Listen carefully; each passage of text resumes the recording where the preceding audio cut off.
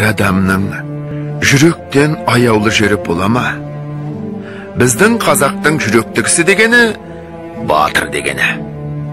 Онан басқа жүректің қасиеттерін анықтап білмейді.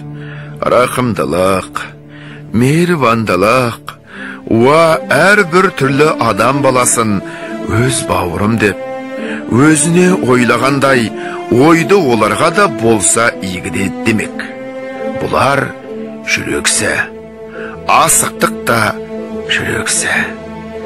Тіл жүректің айтқанда көнсе, жалған шықпайды. Амалдың тілін алса, жүрек ұмыт қалады. Біздің қазақтың жүректісі мақтауға сыймайды. Айтқанға көнгіш, уағдаға тұрғыш, бойын жаманшылықтан тез жиып алғыш. Көштің соңынан итше ере бермей, адасқан көптің атының басын бұрып алуға жараған. Әділетті, ақыл мойындаған нәрсеге қиын болса да мойындау. Әділетті, ақыл мойындамаған нәрсеге де оңайда болса мойындамау ерлік. Батырлық осы болмаса, қазақтың айтқан батыры әншейін жүректі емес, қасқыр жүректі деген сөз. Қазақта адам баласы ғой.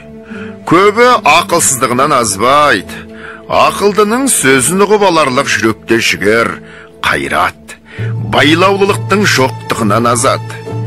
Білместігімнен қылдым дегеннің көбіне нанбайым.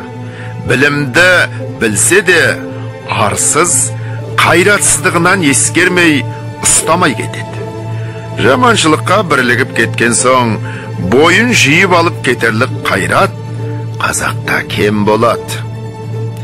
Осы жұрттың көбінің айтып жүргені мақты жігіт, ер жігіт, пысық жігіт деп ат қойып жүрген кісілердің бәрі бәлеге, жаманшылыққа еліртпек үшін бірін-бірі айда батырлап қыздырып алады да, артын ойлатпай азғыратығын сөздері.